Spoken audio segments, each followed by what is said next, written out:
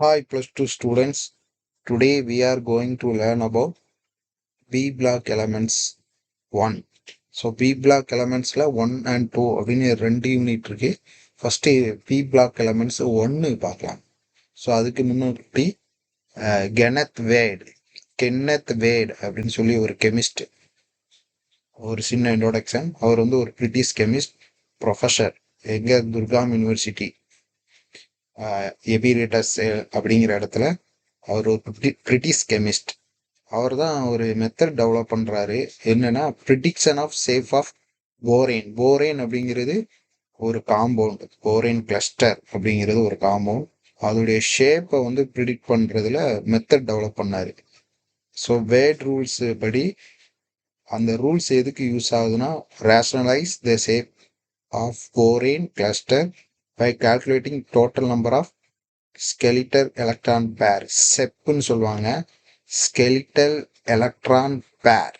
So electron ஜோடியை வச்சு நம்ம என்ன செய்யலாம், அந்த போரேனுடைய ஸ்ட்ரக்சரை நம்ம ஐடென்டிஃபை பண்ணலாம் அப்படிங்கிறத அவர் தான் ரூல்ஸ் ஃப்ரேம் பண்ணார் அந்த போரேன் கிளஸ்டருக்கு. இந்த சப்ஸ்டென்சியல் கான்ட்ரிபியூஷன், இந்த நிலையான ஒரு கொள்கையினால கெனத் வேர்டுக்கு வந்து FRS award, royal university fellow royal சொசைட்டின்னு சொல்லுவாங்க. எஃப்ஆர்எஸ் அப்படின்னா ஃபெல்லோ ராயல் சொசைட்டி.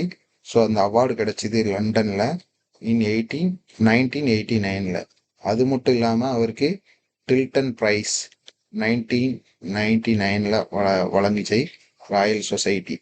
எதுக்காக? Chemistry of advances, chemistry for advances in chemistry அப்படிங்கிறது. ஸோ வந்து சின்ன ஒரு இன்ட்ரடக்ஷன் தான் கென்னத் வேர்டை பற்றி.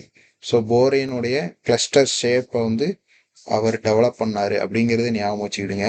ஸோ இந்த யூனிட்ல நீங்கள் உங்களுடைய அப்ஜெக்டிவ் என்னன்னா, ஜென்ரல் ட்ரெண்டு, பி பிளாக்கோடைய ப்ராப்பர்ட்டி, அதோடைய பண்புகள். முதல்ல பி பிளாக்னா என்ன அதை தெரிஞ்சுக்கிட்டு அதோடைய பண்புகள் பார்க்க போகிறோம். அப்புறம் explain anomalous properties of the first element. P group வந்து ஸோ இதான் பி குரூப்பு. குரூப் நம்பர் 13, 14, 15, 16, 17, 18 நல்ல ஞாபகம் வச்சுக்கிடுங்க. இந்த இதில் அழகாக கொடுத்துருக்கு. குரூப் நம்பர் 13 ஆரம்பித்து அப் டு 18 வரை. சரிங்களா? அப்போ நம்பர் ஈஸியாக நமக்கு ஞாபகம் வைக்கலாம். அப்புறம் இதில் உள்ள ஃபேமிலிஸ், என்னென்ன ஃபேமிலிஸ்லாம் இருக்குது அப்படிங்கிறது இந்த ஃபஸ்ட்டு நேம் வச்சு தான் என்ன செய்வாங்க, இண்டிகேட் பண்ணுவாங்க. போரான், கார்பன், நைட்ரஜன், அப்புறம் ஆக்சிஜன், அப்புறம் ஃப்ளூரின், அப்புறம் நியான். இந்த 18 எலமெண்ட்ஸை வந்து இனட் கேஸஸ்ன்னு சொல்லுவாங்க. ஸோ பி பிளாக்ல இதுதான். ஸோ அவங்க கொடுத்துருக்கிற கான்செப்ட் படி ஃபர்ஸ்ட் நம்ம என்ன பண்ண போகிறோம், anomalous properties of first p block elements அது பார்க்க போகிறோம். அப்புறம் அதை எப்படி தயாரிக்கிறது, ப்ரிப்ரேஷன், அதோடைய ப்ராப்பர்ட்டிஸ் என்ன, அப்புறம் போரானுடைய யூசஸ் இதில் பார்க்க போகிறோம். அப்புறம் ப்ரிப்ரேஷன் ஆஃப் இம்பார்ட்டன்ட் காம்பவுண்ட், முக்கியமான காம்பவுண்ட்ஸை எப்படி வந்து ப்ரிப்பேர் பண்ணுறது அதை பற்றி டிஸ்கஸ் பண்ணலாம். எந்த compound, boron and aluminium. Next discuss the preparation and properties of important compound of carbon and silicon. So இது ரொம்ப முக்கியம். ரெண்டு விதமான காம்பவுண்ட் பார்க்க போகிறோம். ஃபர்ஸ்ட் காம்பவுண்ட் வந்து boron and aluminium. Boron and aluminium. Next compound வந்து கார்பன் அண்ட் சிலிக்கான். நீங்கள் இதுக்கு ரிலேட்டடாக படிச்சீங்கன்னா உங்களுக்கு ஈஸியாக இருக்கும். இந்த வேர்டிங் வந்து ரொம்ப முக்கியம்.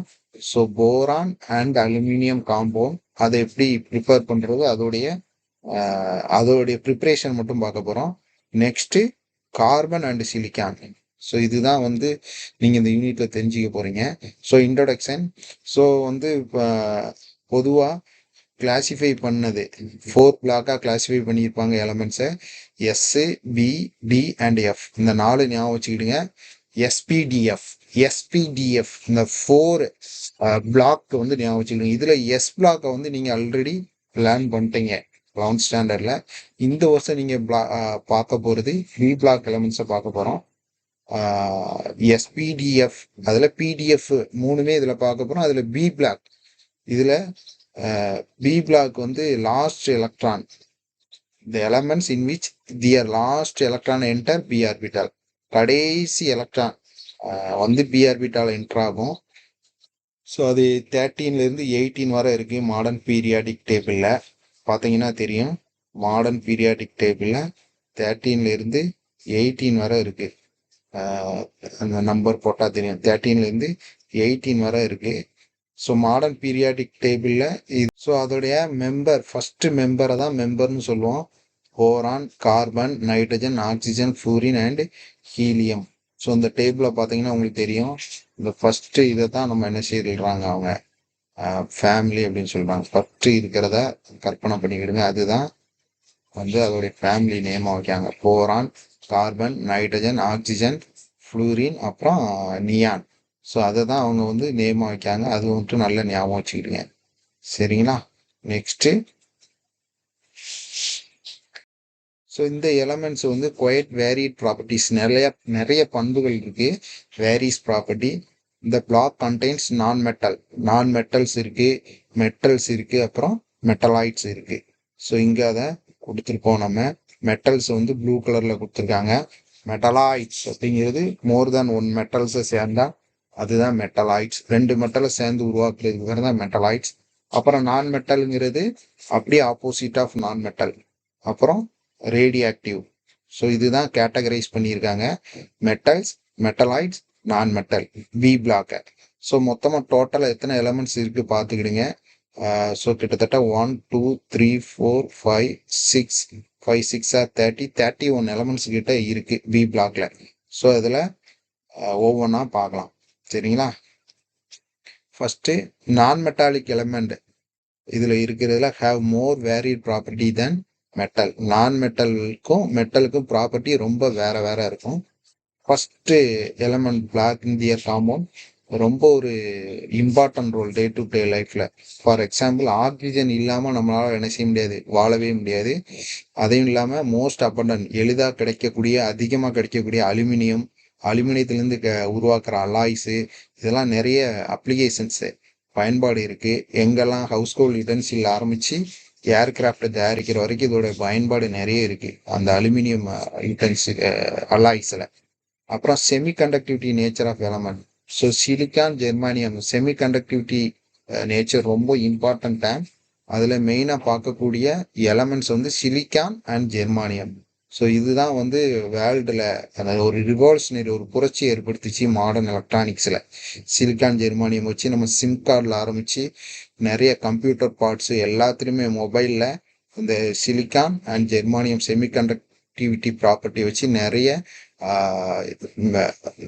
பார்ட்ஸ் வந்து ரெடி பண்ணாங்க. இந்த யூனிட்ல நம்ம 13 to 15 மட்டும்தான் பார்க்க போகிறோம். ஸோ நல்லா கவனிச்சுக்கிடுங்க. 13 to 18 வரை இருக்கு.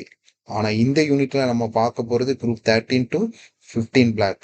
ஸோ அதுக்கு நேம் 13, 14, 15. ஸோ 3 பிளாக் இருக்கு. நேம் வந்து boron, carbon and nitrogen family. ஞாபகம் வச்சுக்கோங்க. 13 பேரு போரான் ஃபேமிலி, 14 பேரு கார்பன் ஃபேமிலி, 15 பேரு நைட்ரஜன். அதோட இம்பார்ட்டன்ட் பார்க்கலாம். ஃபர்ஸ்ட் டாபிக் வந்து ஜென்ரல் ப்ராப்பர்ட்டி, அதாவது ஜென்ரல் ட்ரெண்ட்ஸ் ப்ராப்பர்ட்டின் பி பிளாக் எலமெண்ட். பொதுவாக நம்ம லேர்ன் பண்ணிட்டோம். ஜென்ரல் ப்ராப்பர்ட்டி வந்து அது எதை பொறுத்து டிபெண்ட் பண்ணி இருக்குன்னா அதோட எலக்ட்ரான் கான்ஃபிகரேஷன். அதோடைய எலக்ட்ரான் கான்ஃபிகரேஷன் அப்படிங்கிறது அதோடைய எலக்ட்ரான் நம்பர் ஆஃப் எலக்ட்ரான் எத்தனை இருக்கு, அது எப்படி இருக்கு அப்படிங்கிறத எலக்ட்ரான் கான்ஃபிகரேஷன். அப்புறம் அதோட சைஸு, அப்புறம் அதை அயானைசேஷன் என்தால்ஃபி அப்படின்னா அதை அயானா மாற்ற தேவைப்படக்கூடிய எனர்ஜி. அப்புறம் electronegativity. So electronegativity தெரியும். கெயின் ஆஃப் எலக்ட்ரான், இன்னொரு எலமெண்ட்ஸ்ல இருந்து எலக்ட்ரானை வாங்கக்கூடியதுதான் electronegativity. So let us discuss the general trend in properties of p block element. So நம்ம இதில் உள்ள அந்த ஜென்ரல் ப்ராப்பர்ட்டிஸை டிஸ்கஸ் பண்ணலாம். ஃபர்ஸ்ட் எடுத்தோன்னே நம்மளுக்கு எலக்ட்ரானிக் கான்ஃபிகரேஷன் தான். எலக்ட்ரான் கான்ஃபிகரேஷனுக்கு தெரிஞ்சுட்டே அப்படின்னா அதோட ஆக்சிடேஷன் ஸ்டேட் நம்ம என்ன செய்யலாம், டிஸ்கிரைப் பண்ணலாம். பொதுவாக பி பிளாக்கு வந்து எலக்ட்ரான் கான்ஃபிகரேஷன் NS2 NP126 இருக்கும். எல்லாம் நல்லா ஞாபகம் வச்சுக்கிடுங்க. NS2 NP126. சரிங்களா? நல்லா பைகாட் பண்ணிக்கிடுங்க. இது பி பிளாக்கோட ஜெனரல் கான்ஃபிகரேஷன். எஸ் பிளாக்ல வெறும் NS2 மட்டும் தான் படிப்பீங்க. இதுக்கு என்ன அர்த்தம்னா வெறும் 2 எலக்ட்ரான் தான் இருக்கும். ஆனா இதுல என்ன அர்த்தம் தெரியணும். NS2 NP126 அப்படின்னா s ஆர்பிட்டால 2 எலக்ட்ரான் இருக்கும், p ஆர்பிட்டால 6 எலக்ட்ரான் வரதான் இருக்கும். இந்த 6ல 1ல இருந்து 1 இருக்கலாம், 2 இருக்கலாம், 3 இருக்கலாம், அப்படி கான்செப்ட். ஸோ அதை கவுண்ட் பண்ணி தான் அவுட்டர் மோஸ்டர்ல எத்தனை எலக்ட்ரான் அப்படின்னு சொல்லுவாங்க. இதுல outer shell electron configuration differ only n, அந்த பிரின்சிபல் குவாண்டம் நம்பர்னு சொல்லுவாங்க n. இந்த அவுட்டர் செல் எலக்ட்ரான் மாறும். அதுக்கு முதல்ல நீங்க ஆஃபா பிரின்சிபிள் அப்படிங்கிறது தெரியணும், பார்க்கலாம். இந்த குரூப் 18 வந்து இனட் கேஸ்ன்னு சொல்லுவாங்க. ஏன் அப்படின்னா இது பிஏ ஆர்பிட்டால் வந்து கம்ப்ளீட்லி ஃபில் ஆகிருக்கும். பி ஆர்பிட்டால் மொத்தம் எத்தனை 6 எலக்ட்ரான் ஃபில் ஆகலாம். அந்த 6 எலக்ட்ரானுமே இந்த இனட் கேஸில் என்ன செஞ்சிடும், ஃபில் ஆகிருக்கும். அதனால இது வந்து மோர் ஸ்டேபிள், லீஸ்ட் ரியாக்டிவிட்டி, எது கூடயுமே ரியாக்ட் ஆகாது. அதனால தான் நிறைய பல்புலலாம் அந்த இனட் கேஸை யூஸ் பண்ணுவாங்க. ஏன்னா ஹீட்டு ஜென்ரேட் ஆகிறத தடுக்கும். ஸோ எலமெண்ட் இதில் வந்து வேரியபிள் ஆக்சிடேஷன் ஸ்டேட் இருக்கு. Highest oxidation state equal to total number of valence electron present in them. So ஞாபகம் வச்சுக்கிடுங்க, இந்த எலக்ட்ரான் ஸ்டேட் அப்படிங்கிறது எதை இண்டிகேட் பண்ணுது அப்படின்னா அவைலபிள் வேலன்ஸ் எலக்ட்ரானை தான் இண்டிகேட் பண்ணுது. எஸ் எலமெண்ட்ஸில் அப்படி இல்லை. ஏன்னா அது ஒன்லி பாசிட்டிவ் எலக்ட்ரான் ஸ்டேட்டாக மட்டும்தான் இண்டிகேட் பண்ணும். ஆனால் பியில் பாசிட்டிவும் இருக்கும், நெகட்டிவும் இருக்கும். 2 ஸ்டேட் ஆஃப் எலக்ட்ரான் ஸ்டேட் இருக்கு.